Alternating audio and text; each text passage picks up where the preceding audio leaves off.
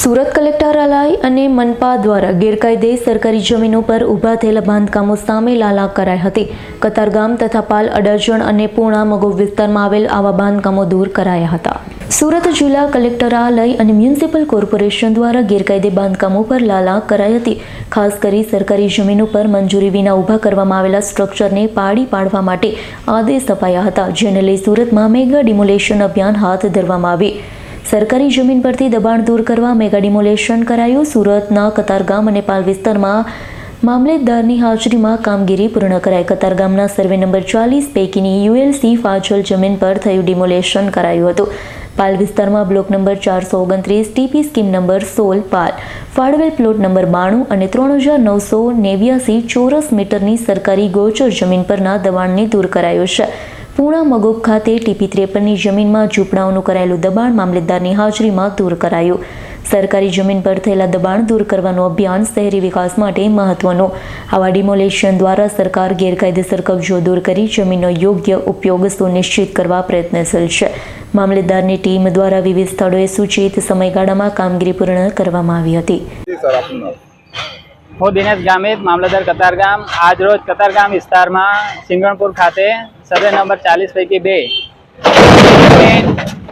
અંદાજે 350 ચોરસ મીટર જેટલી જગ્યા ગેરકાયદેસર દબાણ થયેલ હતું.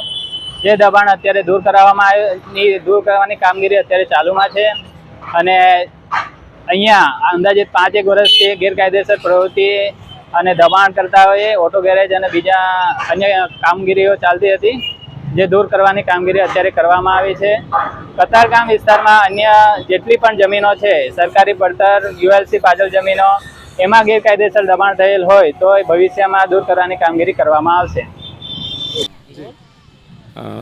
મારું નામ સુનિલ કુમાર ચીમનલાલ વાણિયા, મામલતદાર પૂર્ણા. રાજ્ય સરકાર શ્રી દ્વારા હાલ સમગ્ર રાજ્યમાં સરકારી જમીનો અને ULC ફાજલ સરકારી જમીનોનું દબાણ દૂર કરવાની ખાસ એક ઝુંબેશ શરૂ કરવામાં આવેલી છે અને એના ભાગરૂપે આપણે સુરત જિલ્લામાં પણ હાલ દરેક તાલુકામાં ખાસ કલેક્ટર સાહેબની સૂચનાથી દબાણ હટાવવાની ઝુંબેશ શરૂ કરવામાં આવેલી છે. જેના ભાગરૂપે અત્રેના પૂર્ણા તાલુકામાં સરકારી જમીનોના લગભગ 12 થી 15 અંદાજિત સરકારી સર્વે નંબરોમાં દબાણ આઈડેન્ટિફાઈ કરવામાં આવેલા છે અને તબક્કાવાર એ દબાણો દૂર કરવાની કાર્યવાહી શરૂ કરવામાં આવેલી છે.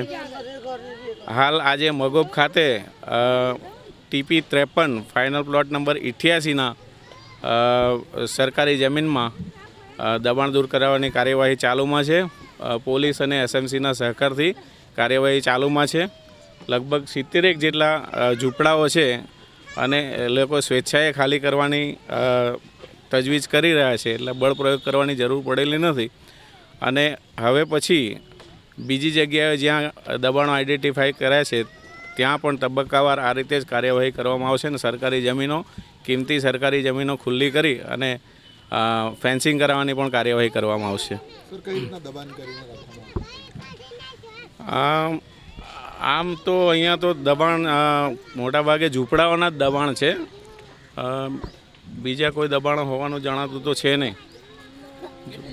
Bureau report S9 news Surat. અમારી તમામ માહિતીથી અપડેટ રહેવા માટે જોડાયેલા રહો S9 ન્યૂઝ સાથે.